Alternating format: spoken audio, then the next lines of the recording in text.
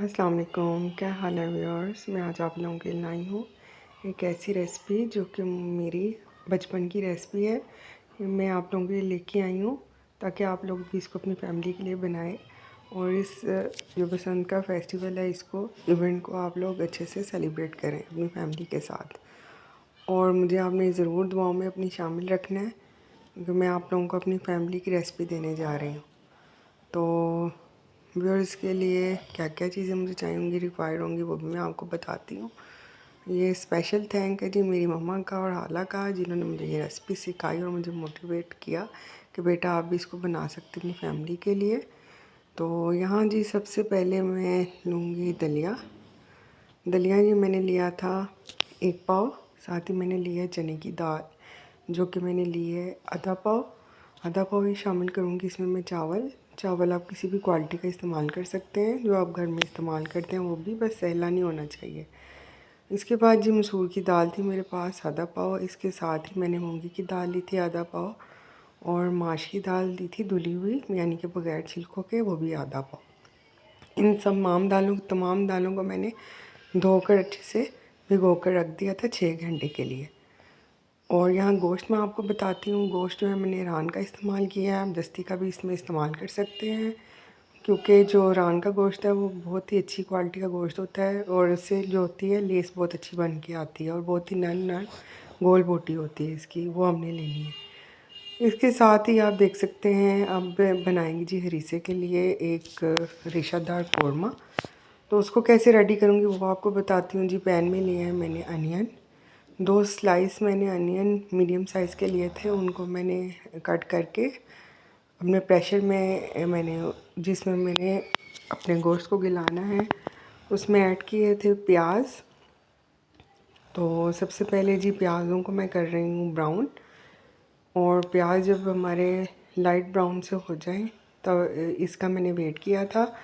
और साथ ही मैंने कट कर लिए थे टमाटर इसमें मैंने 2 ऐड किए हैं स्लाइस कट। और साथ ही जो हमारा प्याज है जब तक हो गया था ब्राउन तो मैं इसमें डाल रही हूँ अदरक लहसुन की पेस्ट। अदरक लहसुन की पेस्ट मैंने इसमें ली थी 2 टेबलस्पून। और साथ ही इसको मैंने अपने ब्राउन किए हुए प्याज में एंटर की है। और इसके बाद मैं इसमें ऐड करूँगी मटन का गोश्त जो कि मेरे पास था 2.5 किलो। और ये मैंने हड्डी वाला गोश्त इस्तेमाल किया है, आप लोग बोनलेस भी इसमें इस्तेमाल कर सकते हैं। ये देखें तमाम गोश्त को मैंने अपने प्रेशर में प्याज और अदरक के पेस्ट के साथ मैंने शामिल किया है। और अब मैं जो है इसको अच्छे से इसका कलर चेंज होने तक इसको मैं प्याज और अदरक लहसुन की पेस्ट के साथ अच्छे से फ्राई करूँगी।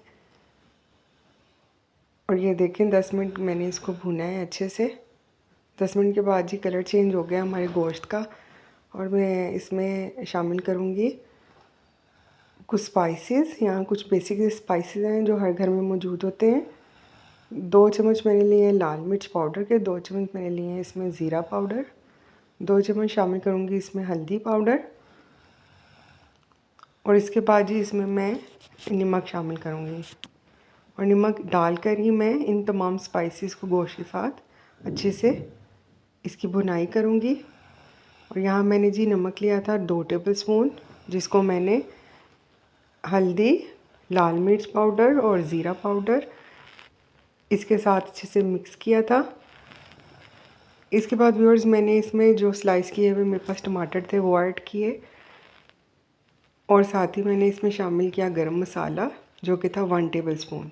ये घर का पिसा हुआ गरम मसाला है जिसकी रेसिपी मैं बहुत जल्द अपने चैनल पे अपलोड करूँगी इंशाल्लाह, ताकि आप लोग भी अपने खानों में लज्जत अच्छे से पैदा कर सकें क्योंकि होममेड इज़ द बेस्ट। तो आप लोग भी घर का बना हुआ मसाला इस्तेमाल करें जिसकी रेसिपी मैं बहुत जल्द आपको दूँगी। रोज़ यहाँ ये मेरा गोश्त बहुत अच्छे से भुन गया था। इन मसालों के साथ मैंने अच्छे से इसकी भुनाई की है अदरक लहसुन की पेस्ट और प्याज के साथ और टमाटर डाल के। तो इसके बाद जी मैं डालूँगी इसमें पानी।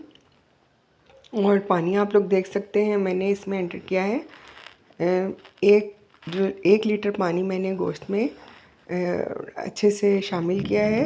और इसको 1 घंटे के लिए अब मैं प्रेशर दूँगी। तो हमारी विसल हो गई थी स्टार्ट, मैंने टाइम नोट कर लिया। मैं इसको दूंगी 1 घंटा। यहाँ हम जी हरीसे की टॉपिंग के लिए कर लेते हैं कबाब रेडी। और यहाँ मैंने लिया मटन का कीमा। आप इसके लिए मटन का कीमा इस्तेमाल कीजिएगा। यहाँ लिया है 7 मैंने हरी मिर्चें और थोड़ा सा पुदीना और अदरक लहसुन का पेस्ट लिया था मैंने 1 टेबलस्पून फ्रेश पेस्ट था ये। और ये देखें मैं चॉपर में डालूँगी। ये मैंने 1.5 प्याज लिया है जो कि फुल साइज़ का मेरे पास प्याज थे, जिसको मैंने छिलकों को उतार के अच्छे से अपने चॉपर में इसको करूँगी चॉप। साथ ही व्यूअर्स मैंने इसमें शामिल कर दी थी हरी मिर्ची और पुदीना भी। अब व्यूअर्स जब हमारा प्याज अच्छे से चॉप हो गया है उतनी देर तक मैंने आप लोगों के लिए दीवार भी अच्छे से सजा ली है ताकि आप लोगों को भी अंदाज़ा हो कि हम जो हैं लाहौरी हैं और हम लोग इस बसंत के फेस्टिवल को अच्छे से सेलिब्रेट कर रहे हैं। क्योंकि जो ये फेस्टिवल कोई भी हो तो पकवान तो हर घर में बनते हैं, इसीलिए मैंने आप लोगों को ये बहुत ही लजीज सी रेसिपी दी है ताकि आप लोग इसको बनाएं और अपनी फैमिली के लिए के साथ इंजॉय करें। और देखें जब हमारे प्याज और हरी मिर्चें और पुदीना अच्छे से चॉप हो गया था, इसको मैंने किया था एक कपड़े में डाल के स्क्वीज़, और उसी बड़े पैन में या उसी चॉपर में डाल के मैंने अब कीमे को भी अच्छे से चॉप कर लिया है ताकि हमारे कबाबों की बाइंडिंग जो है वो बहुत अच्छे से हो जाए। और यहाँ ये देखें आधा किलो कीमा है मेरे पास जिसको मैंने अच्छे से चॉप किया है। और अब आधा किलो कीमे में मैं शामिल करूँगी ये अच्छे से निचोड़ा हुआ अदरक लहसुन का पेस्ट शामिल करूँगी मैं।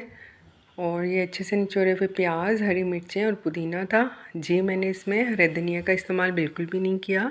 पुदीने से कबाबों में बहुत ही अच्छी खुशबू आती है, आप भी ये आज़मा के देखिएगा कि पुदीने से हरे धनिए से वो खुशबू नहीं आती जो कि पुदीने शामिल करने से कबाबों में आती है।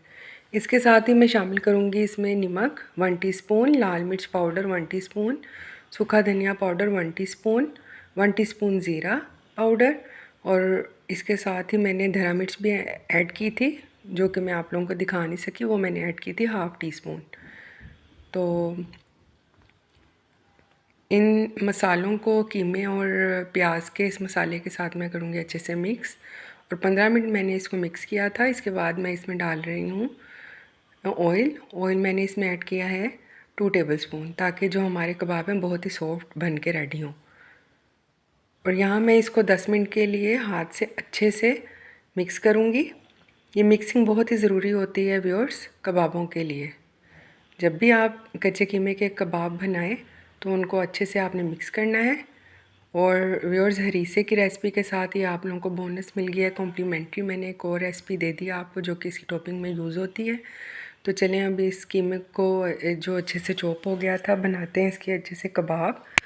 और कबाबों को भी मैं आपको अपनी टिपिकल फैमिली स्टाइल बना के आप लोगों को दिखाऊंगी। ये एक लॉन्ग कबाब की शेप मैंने बनाई है आप लोगों के लिए ताकि आप लोगों को तसल्ली हो जाए, क्योंकि आप लोग जब भी बाज़ार से हरीसा खाते हैं ऊपर की जो टॉपिंग होती है उसमें यही जो लॉन्ग कबाब होते हैं ये इन्हीं को छोटा कर कर के डाला जाता है। ये मैं आपको आगे चल के बताऊँगी कि उसकी क्वांटिटी क्या होती है और इसकी थिकनेस कितनी होनी चाहिए, ये भी मैं आपको आगे बताती हूँ। अच्छा व्यूअर्स इसको आपने हाथों की मदद से अच्छे से बेल लेना है और ये देखें कितनी प्यारी शेप आई है।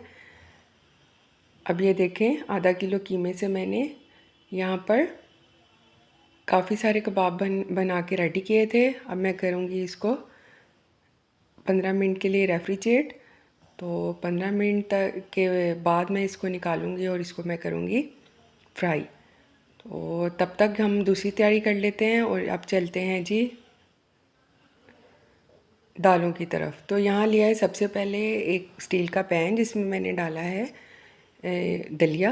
दलिए की क्वांटिटी व्यूअर्स मैंने आप लोगों को बताई थी 1 पाव है मेरे पास, और बाकी तमाम दालों की और चावल की जो क्वांटिटी है वो मैंने ली है आधा पाव।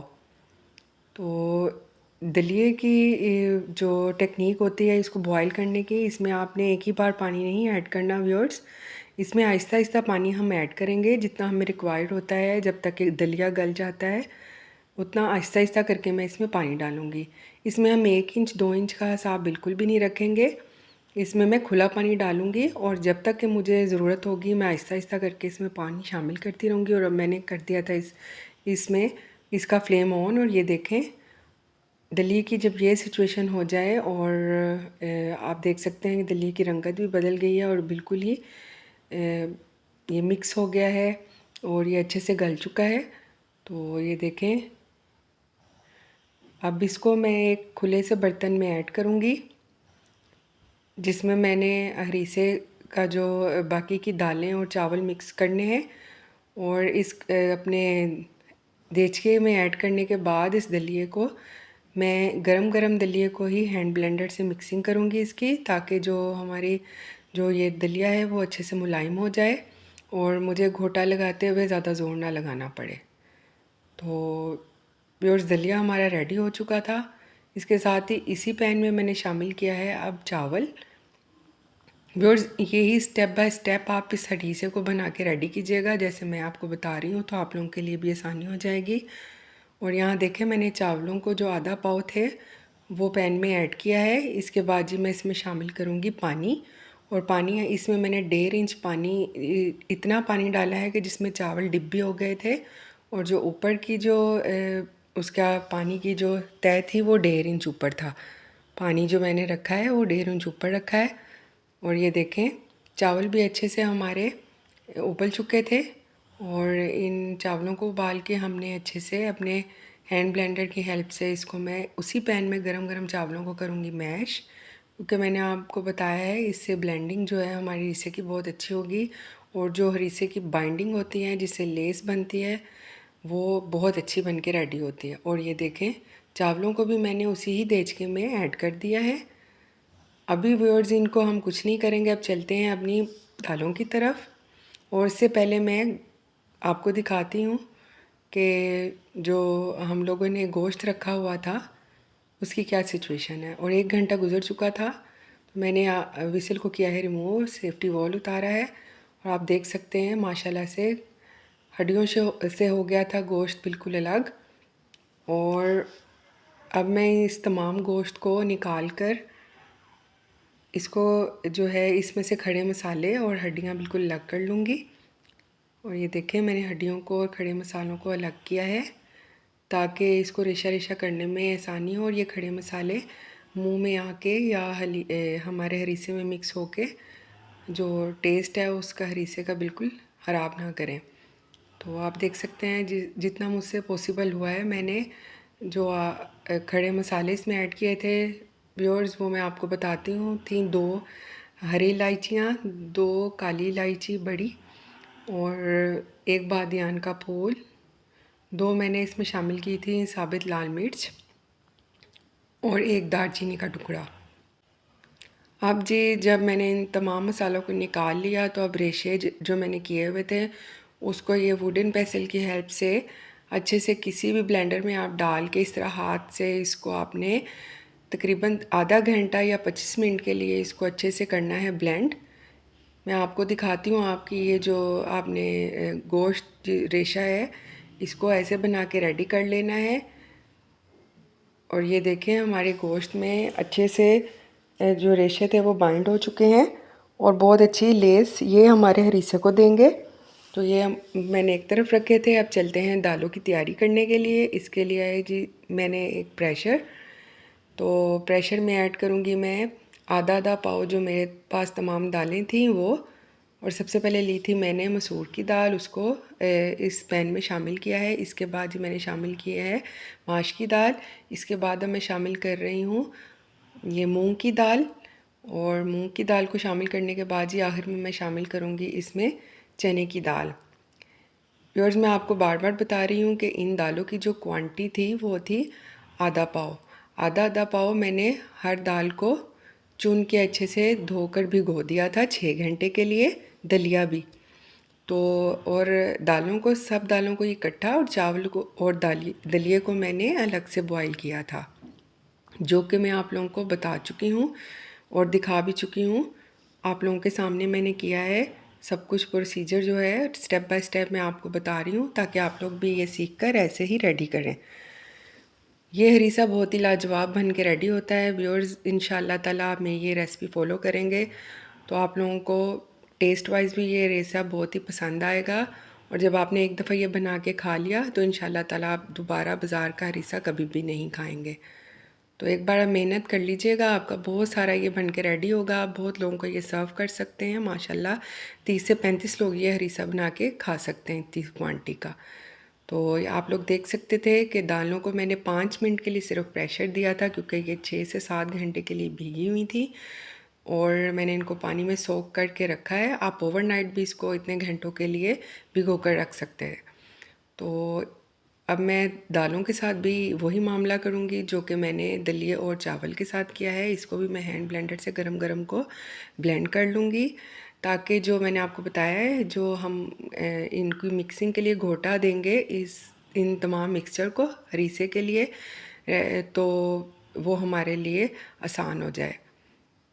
तो अब जी मैंने दालों को भी शामिल कर लिया था अपने उसी देचके में।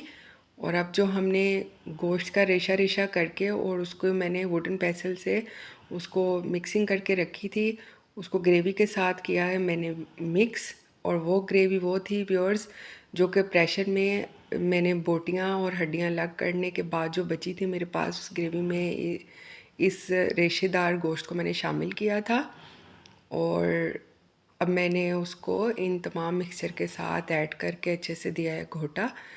और यहाँ जी व्यूअर्स आपने इसको, मैं कोई टाइम नहीं लिमिट आपको दे रही, आपने बस इसको तब तक इसको घोटा देना है कि जब तक कि आपकी हरीसे का रंग जो है बिल्कुल बदल ना जाए और ये थोड़ा सा सफ़ेदी की तरफ ना आ जाए। जब आप देखें कि आपका जो हरीसा है ऑफ वाइट या आप समझ लें लाइट ब्राउन कलर का हो गया है, तो ये हो गया है जी सफ़ेदी की तरफ आ रहा है, तो आपका हरीसा रेडी हो गया है। अब तमाम दालों और चावल, दलिया और गोश्त बिल्कुल अच्छे से मिक्स हो गए हैं और इसकी बहुत अच्छे सी लेस बन गई है, तब ये रेडी है। और ये देखें आप इसकी जो है मिक्सिंग अच्छे से मदानी से कर सकते हैं। और ये जो प्रोसीजर है व्यूअर्स आप घर के उस अफराद से करवाइएगा, उस फ़र्द से आपने करवाना है जिसमें माशाल्लाह बहुत ज़ोर हो और वो अपने ज़ोरे बाजू पे ये काम करे। आपने उसको बस देना है एक ही लालच कि आप ये काम करें तो ये जो हरीसा आप खाएंगे इसके बाद इंशाल्लाह ताला ये खा के आप डबल जो है पावर रिकवर कर लेंगे। तो उसके बाद देखिएगा कमाल कितना ज़ोर लगाता है। तो यहाँ जी व्यूअर्स हो गया था हमारा हरीसा रेडी। तो चलते हैं अब कबाबों को फ्राई करने की तरफ। तो यहाँ लिया है मैंने पैन और जो वो कबाब हमने फ्राई बना के रखे थे बेल के, अब उसको आ गया है फ्राई करने का टाइम। व्यूअर्स इसको मैं आपको बता रही थी कि हम यूज़ करेंगे अपनी टॉपिंग के लिए। तो बाज़ार में किस तरह से आप लोगों को सर्व होता है वो भी मैं आपको कबाब बना के रेडी करके दिखाती हूँ अभी। और ये लॉन्ग कबाब उन कबाब लवर्स के लिए जो कि कबाब की ये शेप पसंद करते हैं, उन लोगों के लिए मैंने ये शेप बनाई है, लॉन्ग शेप। और ये देखें व्यूअर्स आप देख सकते हैं ये कबाब जो मैं बना के रेडी करी, ये वो कबाब है जो कि हम लोग जो बाज़ार से खाते हैं हरीसा, उसके ऊपर हमें सर्व होता है। और ये देखें इसकी क्वांटिटी अच्छी है कि वो क्वांटिटी जो कि मैंने आपको